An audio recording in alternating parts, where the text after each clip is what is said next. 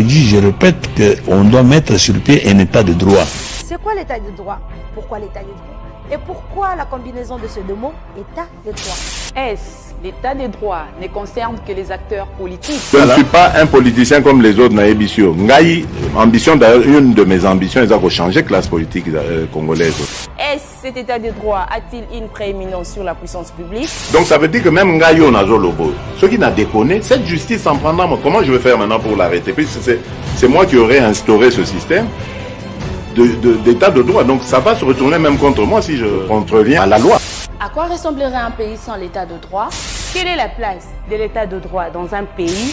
Quand je veux prêcher par le bon exemple et que mes compatriotes vont aimer ça, tout le monde va vouloir imiter le bon exemple.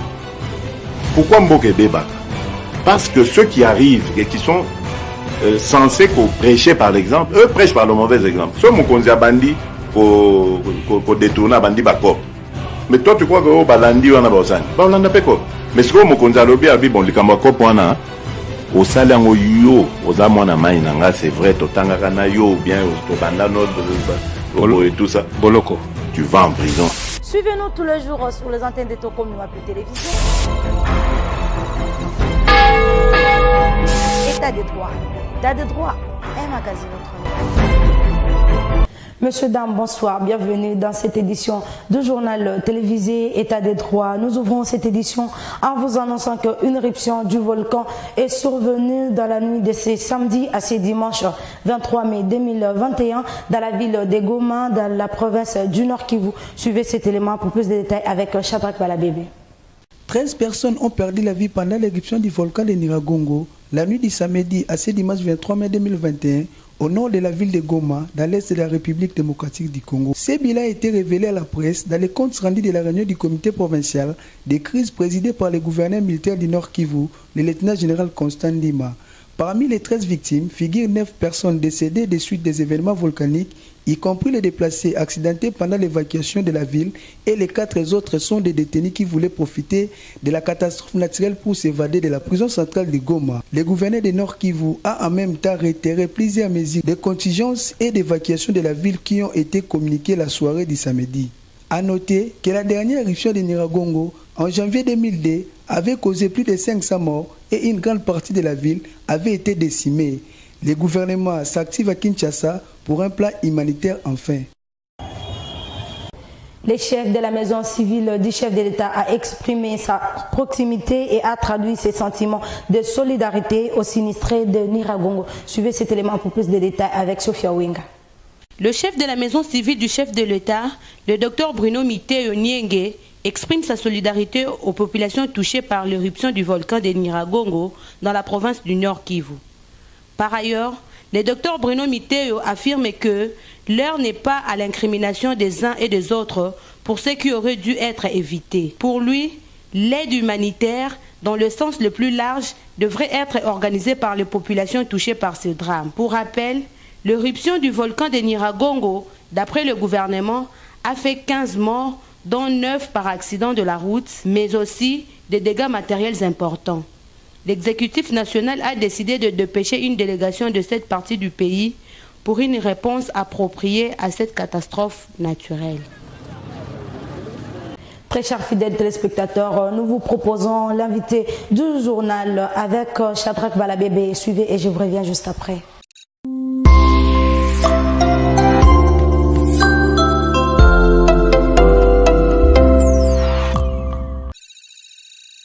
Merci Eliezer Kazan pour l'antenne. Invité du journal de cette édition, c'est un rendez-vous, mesdames et messieurs.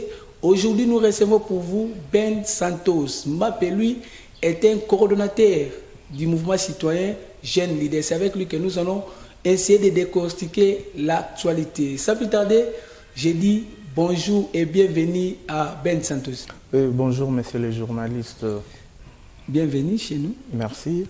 Juste pour un peu de précision, oui. Évidemment, je suis coordonnateur du mouvement citoyen Les Jeunes Leaders et je suis aussi président national de la jeunesse au sein du mouvement PESO, donc le mouvement est coordonné par le président national Jules Kibonge. Parlons de l'actualité. Une triste nouvelle nous est arrivée qui s'est produite le week-end dernier dans la ville de Goma, dans la province de Nord Kivu, l'éruption volcanique Quelle est votre réaction par rapport à ça? Premièrement, ce sont de mauvaises nouvelles, vraiment attristés de voir ce qui s'est produit là. Ça nous a tous choqués, comme je l'ai toujours dit. La RDC, c'est comme le corps humain, dont, même si c'est le petit doigt qui a eu un problème, ça fait toujours mal. Ça nous a tous choqués, vu ce qui s'est passé là. Mais Dieu est bon, car la situation a été contrôlée dans moins de 48 heures. Ça, c'est vraiment ce que moi, je rends gloire et je dis merci à Seigneur. Au-delà de cela, il n'y a pas eu vraiment de dégâts humains, car nous avons enregistré juste 5 morts accidentés. Vu le déplacement, il y a eu des véhicules qui ont eu à commettre des accidents. C'est à cause de ces accidents-là que nous avons perdu nos compatriotes congolais de l'Est, précisément dans la ville de Goma. Aujourd'hui, comment vous trouvez l'évolution de l'état de siège décrété par les chefs de l'État? Oui, je pensais qu'on allait encore parler sur ce qui s'est passé, parce que moi, d'abord à Goma, parlons de Goma, je n'ai pas aimé la façon dont on a traité nos compatriotes congolais à la frontière pour l'accès du Rwanda, malgré qu'ils ont été admis, on les a autorisés d'entrer, mais il y a eu d'abord beaucoup de discussions, ils n'ont pas eu accès comme il devrait se passer. Ils sont venus, on les a tardés là à l'entrée, au moment où ça brûlait derrière, et on a exposé leur vie, chose que nous n'avons pas fait quand il y a eu le génocide au Rwanda. Nos barrières étaient grandement ouvertes, et les Rwandais sont entrés au moment opportun et nous les avons protégés jusqu'au jour d'aujourd'hui. Vous connaissez ce qui se passe en RDC. C'est grâce à notre amour de nos voisins que nous sommes arrivés jusqu'au point de parler des millénaires pour ne pas en faire un débat. Quelle lecture faites-vous par rapport aux polémiques qui tournent tout autour du propos de Paul Kagame, qui est le président rwandais, et les répliques de notre président Félix Antoine Tshisekedi? Sur ce point, il y a à boire, il y a aussi à manger. Premièrement, le président de la République a juste joué à la sagesse.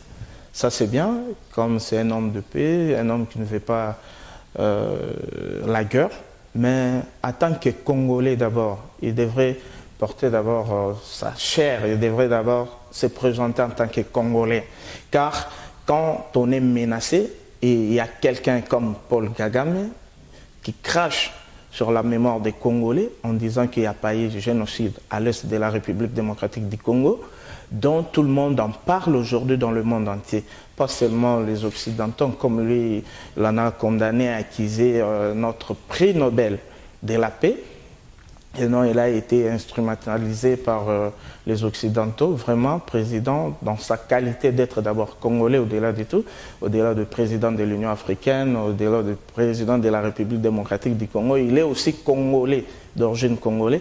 Il devrait quand même faire un geste patriotique en disant que non, en tant que Congolais, même si ce n'était pas un bon endroit, comme il a dit que non, je ne peux pas répondre à Paul Kagame à travers le média, il devrait le faire autrement. Mais il devrait quand même souligner en disant que oui, il y a eu génocide, même si ce n'était pas une réponse. Il devrait dire au moins ça. Ça allait nous soulager, nous, le Congolais. Mais vu son intervention, c'est comme si il a appuyé. De ce côté-là, je ne suis pas d'accord avec lui. Mais j'étais quand même d'accord avec lui parce qu'il parlait beaucoup de la paix. Nous devons vivre en paix parce que sans la paix, on ne peut pas se déplacer pour être dans votre plateau aujourd'hui et passer l'émission. Mais en tant que Congolais, Monsieur le Président, vraiment, vous devrez quand même dire à Paul Kagame que ce n'est pas une réponse, mais je sais qu'à l'est de la République démocratique du Congo, il y a eu génocide. Pour ou contre le travail de l'IGF et justifiez-vous? Pour ou contre, si c'était une question de dire oui ou non, j'allais me taire. Mais comme vous m'avez demandé de me justifier, je dois me justifier parce que l'IGF est en train de recadrer le ministre et le monde politique qui nous gère aujourd'hui. Ça, je suis parfaitement d'accord avec eux, mais quelque chose qui dérange, c'est quoi? Parce que j'ai comme l'impression que l'IGF est en train d'attaquer le gauche, mais pas vraiment le droite. Ça ne nous arrange pas. En tant que défenseur des droits de l'homme, je ne peux pas accepter qu'on puisse avoir une justice à deux poids, deux mesures. Non, non, non, non, non. Ça, je ne peux pas accepter. Je ne suis pas d'accord avec les chefs. Prenons le cas. Il y a plusieurs plaintes, il y a plusieurs accusations dont nous connaissons tous. Le cas de Matata Mpogno. Où en sommes-nous aujourd'hui? Il est toujours au Sénat en tant que sénateur. Je ne sais pas comment UGF est en train de gérer ça. Et aujourd'hui, j'apprends que UGF, bientôt là, il est en déplacement. Je ne sais pas si on va en parler aujourd'hui pour aller investiguer encore ailleurs au moment où il a encore des problèmes ici à Kinshasa. Il n'a pas pu achever ses problèmes, les problèmes en cours. Je ne sais pas, il va laisser ses problèmes toujours en cours pour aller investiguer ailleurs. Entre qui, mais vraiment, ça dérange. Ça dérange quand on voit que non, il y a le plus protégé, il y a les autres qu'on expose. Dans ce cas-là, je ne suis pas d'accord avec les chefs. Puisque vous êtes membre du collectif des mouvements citoyens, la fois dernière, vous avez tenu un point de presse pour annoncer la marche anti-RAM. Puis, le jour de la marche, vous l'avez fait d'une autre manière. Évidemment. Où êtes-vous aujourd'hui avec votre démarche de la suppression du taxe RAM que vous jugez de l'escroquerie? Vraiment, vraiment, merci pour me poser cette question, car il y a eu des racontards dans les réseaux sociaux, dont peut-être vous êtes aussi informés. Et aujourd'hui, je l'ai dit, je regarde droit aux caméras pour informer à la population congolaise et la population quinoise en particulier que nous sommes toujours sereins et déterminés pour la suppression de la dite taxe RAM. Une taxe qui n'encadre pas autant de taxes que nous sommes en train de payer. On ne va pas en retour ce que nous recevons. Et nous vous promettons que, aujourd'hui d'ailleurs, c'est une information, aujourd'hui nous avons une réunion stratégique dont nous avons trié quelques personnes, quelques têtes avec qui nous allons partager dans la dite réunion.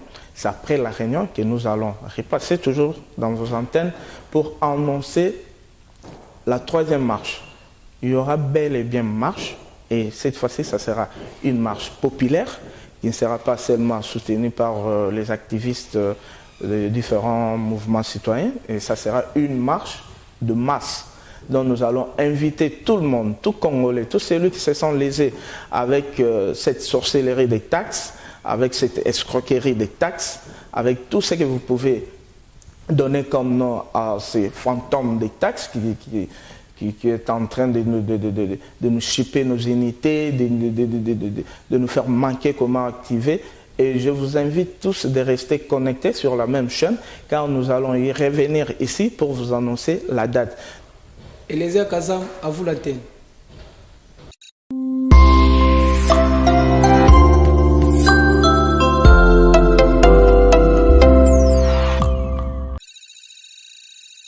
Merci beaucoup à Shadrack Balabébé pour l'invité de ce journal. Messieurs, dames, nous vous signalons que le président national de l'Union pour la nation congolaise, INT en sigle, Vital Kamerhe, n'est pas resté indifférent suite à l'éruption volcanique qui a eu lieu à Goma. Suivez cet élément pour plus de détails.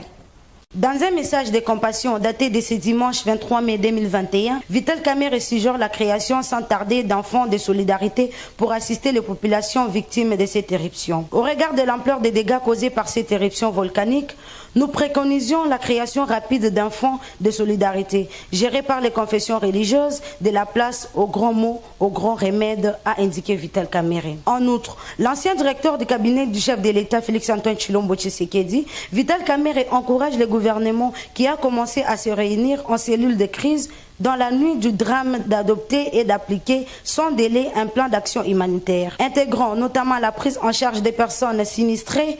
Dans un message de compassion daté de ce dimanche 23 mai 2021, Vital Kamerhe suggère la création sans tarder d'enfants de solidarité pour assister les populations victimes de cette éruption. Martin Fayoulou, membre du présidium de la coalition Lamouka, exprime sa solidarité à la population de Goma et ses environs au nord Kivu, victime de l'éruption volcanique. Suivez cet élément pour plus de détails avec Sophia Winga. Dans un message adressé à la population congolaise ce dimanche 23 mai 2021, Martin Fayoulou, membre du présidium de la coalition Lamuka, exprime sa solidarité à la population, notamment de Goma et ses environs, au nord Kivu, victime de l'éruption du volcan de Nyiragongo. Par ailleurs, le président du parti engagé pour la citoyenneté et le développement, SID, dit prier pour le retour rapide à la vie normale dans cette partie de la République démocratique du Congo. Rappelons que l'éruption du volcan de Nyiragongo a fait plusieurs dégâts matériels dans le territoire du même nom. Des habitations sont parties en fumée, rapporte le gouverneur militaire du Nord Kivu, Constant Ndima. Par ailleurs, le porte-parole du gouvernement, Patrick Mouyaya, a indiqué que la coulée de la lave a perdu en intensité et s'est arrêtée à Bouhéné, un village situé au nord de la ville de Goma. Très chers fidèles téléspectateurs, nous clôturons cette édition de journal télévisé d'état des droits par la réaction de l'apôtre martyr par rapport à la catastrophe naturelle qui s'est produite ce week-end dernier dans la ville de Goma. Suivez ces propos recueillis avec Sophia Winga. Bon, je pense que la question qui m'est posée, me demandant de donner mon avis sur ce qui vient de se passer à Goma, la catastrophe. Personnellement, tout au début, je dis, je préfère, je profite de l'occasion pour compatir avec la population de Goma qui est vraiment dans le larmes, dans le pleur. Mais je suis allé un peu plus loin à m'interroger sur ce qui est arrivé et je pense que les responsabilités doivent être établies. Parce que d'un côté, nous apprenons que ça fait plusieurs mois, environ 7 mois, où l'observatoire congolais en matière de volcans ne fonctionnait plus. La surveillance de notre volcan n'était plus activée. Et on nous apprend par cela qu'il y a un problème de dysfonctionnement. Ils sont sous-équipés, ils ne sont même pas motivés, il n'y a pas de primes. Et curieusement, il manque l'élément crucial, c'est qui est l'Internet. Donc, quand on est dans un état où les choses ne se passent pas normalement, il y a à s'interroger, à se poser des questions. Et dans des états normaux, la chose qu'on doit faire, on doit interpeller le ministre, on doit interpeller le responsable du centre, le OVG, le centre qui est habilité à observer, à contrôler les mouvements, les activités de chaque volcan. Donc c'est tellement catastrophique et je suis vraiment déçu. C'est comme si nous sommes dans un pays ou dans un avion dans lequel les pilotes ou les membres d'équipage sont en train de piloter à vue d'œil. Il n'y a pas d'automatisme, il n'y a pas d'anticipation. Donc aujourd'hui, je peux dire que mes frères de Goma, ils sont décédés inutilement parce qu'il y avait un moyen d'anticiper, il y avait un moyen de faire mieux pour prévenir même 1 jour, 2 jours avant. Parce qu'il y a des moyens pour ça, il y a des logiciels pour ça, il y a des matériels pour anticiper. Donc l'État ou l'Observatoire n'a pas pu donner des éléments à temps pour permettre à la population de quitter la zone sismique ou la zone volcanique. Donc, une fois de plus, nous avons failli. Nous ne sommes pas encore un pays normal, loin de l'organisation et loin de protéger nos citoyens. C'est vous. En tout cas, je suis désolé.